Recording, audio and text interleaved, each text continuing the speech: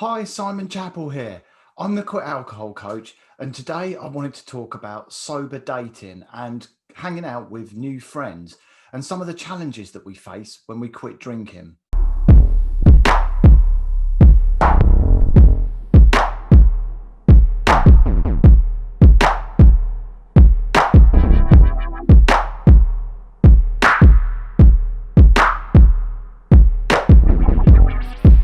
Before we jump into the tips for sober dating and hanging out with new friends, if you enjoy the videos on my channel, please subscribe. Use the red button below and click the bell icon and you'll be notified every time that there's a new video.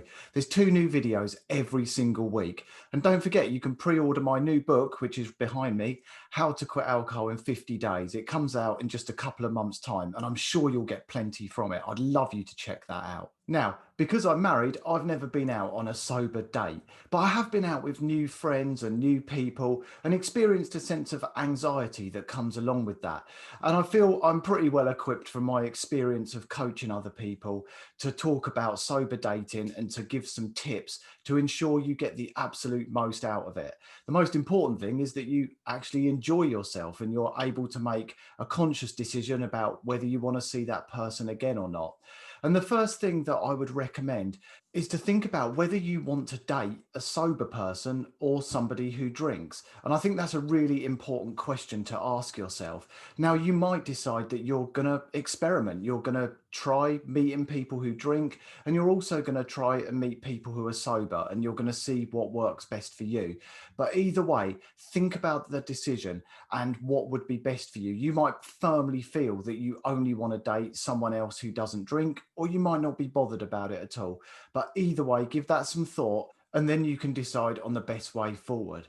The great thing about sober dating is that you'll find you waste a lot less time on dates that never go anywhere. They were never destined to be anything because you're so much more self-aware and paying attention to what's going on. You can quickly notice what's going on in your gut and get a feel for a situation, and you can fairly quickly get to a decision as to whether somebody is going to be worth seeing again in the future or not. You're going to save a bunch of time, and probably even before you get to the stage of dating, even from messaging beforehand, you're going to pick up on things that might just put you off, or they might encourage you and you might think, yep, this person's really got some potential. Either way, you'll notice so much more and you'll be far more in control of the situation. Now, I believe that so much of the sober journey comes down to self-love, actually feeling good enough, feeling confident and happy with ourselves just the way we are, perfectly imperfect. And making sure you practice self-love is going to help you feel confident before you go on a date when you're not drinking. And I think it's worth just writing down 10 of your best qualities, maybe even speak them to yourself in the mirror if you're not feeling very confident about going. And I think it's natural to have a sense of anxiety and a sense of fear with these things. And it does take a little bit of courage to step up and go on that first sober date. But definitely using some self-love techniques. And there's another video on my YouTube channel about self-love. Using some of those tactics is going to help set you up for success because you're going to be feeling confident. And most importantly, you're just going to be okay with who you are, the way you are. And let's be honest, if you're going on a date, you want that person to accept you for who you are. There's no point going in there as a false version of yourself. You want to be your true self. And if somebody accepts you and starts to love you for that person, then that's a wonderful thing. You don't want somebody falling in love with a completely fake version of you. Otherwise, you've got to be that fake version for the rest of your relationship with them. And that's going to be draining. It's going to be painful and you're going to end up suffering. The relationship's going to end up suffering. So try and work on your self-love, work on a sense of acceptance of who you are and be happy with who you are because we are, as I said, perfectly imperfect. A big question that comes up so often with sober dating is, should I tell the person ahead of time that I don't drink? Now, for me, it's an absolute yes. I would always tell the person ahead of time that you don't drink. Now, you don't need to use terms that come with stigma attached, like I'm an alcoholic or I'm in recovery. You can just say, I don't drink. It's a lifestyle choice.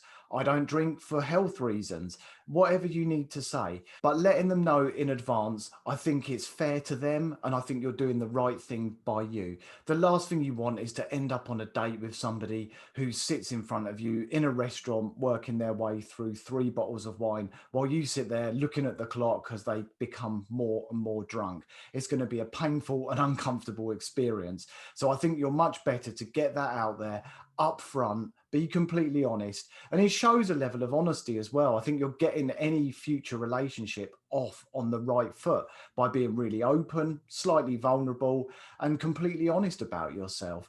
It absolutely makes sense to get that out there as early as possible. If somebody walks away because they don't want to date a sober person, it was never meant to be in the first place. You're far better to get that out up front. Now, when it comes to deciding where to go for a date, I recommend trying to take the lead on this if possible. A lot of people will just default to go into a restaurant or go into a bar, but there's a world of different things that you can do. And when you don't drink, really, you don't want to be going somewhere where alcohol is being served or the whole venue is all about alcohol. For example, sitting in a bar, you could go and play mini golf. You could hire a dog. I think that's a wonderful thing to do when you go on a date. Or you could do something completely different. You could go to an art class or go to the theatre and watch a show. There's a whole bunch of different things you could do if you use your imagination. Try and take the lead on it, and you'll feel much more in control and comfortable. And equally, personally, I think there's nothing worse than sitting in a restaurant face to face with somebody that you don't really know and discovering that you actually don't click. Whereas if you've hired a dog and you're walking it around the park, I think it's much more comfortable. You can be in control of when you finish up. You're not reliant on when the food's coming and when the bill's going to come at the end and you have to pay. You can exit the situation much easier, much quicker. So I personally would be looking to do something that feels good for you and feels right for you, something that you really enjoy or something that you've not done before and you've wanted to do. So use your imagination, get creative. Now, the chances are that on a date, your date is going to ask you more about why you don't drink. Personally, I think you should own that. Own it as a lifestyle choice, be proud of it, and be passionate about it. You might have heard me use the term liquid vegan in the past. If we think about somebody who's vegan, they are passionate about their lifestyle choice. They're proud of what they do. They're not sat in the corner crying because they can't have meat, they can't have dairy products. It's the absolute opposite. They completely own it. It doesn't define them, but it is part of who they are, and they're passionate about that. So think about the response you're going to give ahead of time, and perhaps talk along those lines that it's a lifestyle choice you've made for yourself. It's something you're incredibly passionate about because of the benefits you've noticed since you quit drinking. Obviously, you don't want to get into preaching to somebody or trying to ram your views down their throat, but equally, I think people will ask on a date why you don't drink, and they're going to be interested in hearing the reasons around it. Now, if you do end up going on a date somewhere where alcohol is served, such as a restaurant or a bar, it's important not to allow anyone to pressure you to drink. And if you find that happening, you're probably with the wrong person, especially if you've told them up front that you don't drink alcohol. I'd make sure that there's alcohol-free drinks that you enjoy. You can call the venue ahead of time and check that there's something you like if you know where you're going.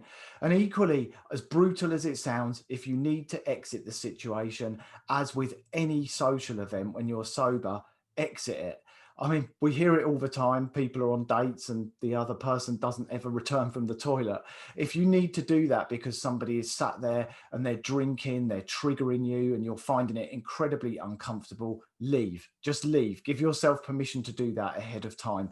I know it's brutal, and you may feel more comfortable just explaining to them before you do that. But either way, if you find yourself in a situation and it's not working out and you're becoming really triggered, just get the hell out of there. You're looking after your sobriety, and that's got to come first. Now, the great thing about being sober is that we're much more self-aware and we can trust our instincts a bit more.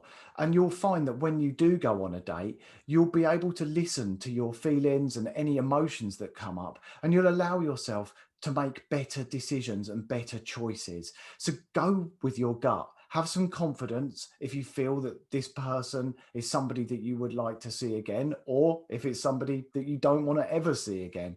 Go with your gut, trust your instincts, don't try and override them. And you can even use your journal to write down what you experienced, what feelings came up for you, and the reasons why you might want to take things further with somebody. But do learn to trust yourself, because you have this amazing ability after you quit drinking to really become in tune with what you're feeling and to notice what's going on. That self-awareness is an absolute gift. So use it wisely, because in this situation, it can really serve you well. And finally, if they don't contact you after a date, don't take it personally. It's probably nothing to do with the fact that you don't drink, and it happens. It's a brutal world, the world of dating, and it can be fickle sometimes. It can be shallow, and in some cases, it can be kind of superficial.